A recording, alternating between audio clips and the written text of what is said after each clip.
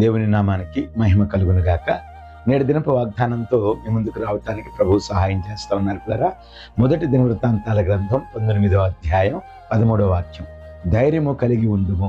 దేవుని బిడ్డలారా, గమనించండి, దేవుని యొక్క వాక్యము నేటి దినాన్న ఆయన పిల్లలమైనటువంటి మనందరినీ కూడా దర్శించబోతా ఉంది పిల్లరా.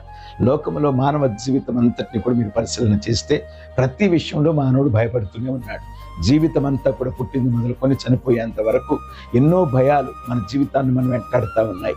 పుట్టుకలోనే దేవుని బిడ్డలారా బ్రతుకు నిమిత్తమైనటువంటి భయం ఉంది. ఎదుగుదలలో దేవుని బిడ్డలారా భవిష్యత్తును కూర్చిన భయం ఉంది. అలాగనే యవన ప్రాయం వచ్చిన తర్వాత పిల్లరా వారి యొక్క స్థిరత్వాన్ని కూర్చున్నటువంటి భయాలు ఎన్నో వెంటాడుతూ ఉన్నాయి. కానీ నేను ఒక మాట మీకు జ్ఞాపకం చేయాలని ఆశపడుతున్నాను. ఇజ్రాయేల్ ప్రజల యొక్క జీవితంలో వారి యొక్క జీవన గమనం ప్రారంభమైంది మొదలుకొని ముగింపు వరకు ఎన్నో భయాల ఆందోళన వారిని వెంటాడుతూ ఉన్న దేవుని యొక్క కృపాహస్తం వారికి తోడుగా ఉంచి ప్రతి భయంకరమైనటువంటి పరిస్థితుల్లో ధైర్యాన్ని ఇచ్చి నిశ్చయముగా నా దేవుని యొక్క కృప వారికి తోడేండి నిలవబెట్టింది. కనుక దేవుని బిడ్డలారా గమనించండి, దేవుని కలిగి ఉన్నటువంటి ఏ విషయంలోనూ కూడా భయపడనక్కర్లేదు. దేవుని బిడ్డలారా సముద్రం ఎదురుంది, అది ఉప్పొంగుతున్నటువంటి పరిస్థితులైనా దాన్ని నిమ్మళపరచగలిగిన దేవుడు మన దేవుడు. నీ ఎదుటిన్నటువంటి ప్రతి శోధనని, సమస్యని, ఇబ్బందుల నుండి విడిపించి నీకు ఆ భయముల నుండి ధైర్యాన్ని ఇవ్వగలిగిన దేవుడిని మనం కలిగి ఉన్నాం. కనుక ఏ భయం నిన్ను వాళ్ళు వెంటాడుతుందో, నీ కష్టానికి తగిన ఫలం పొందలేకపోతున్నానని భయమా, లేక నీ భవిష్యత్తును గురించిన భయమా, లేక కుటుంబ వ్యవస్థను గురించిన భయమా, ఏ భయమైనా దేవుని కృప మనకు తోడుగా ఉందనేటువంటి సత్యాన్ని మరొక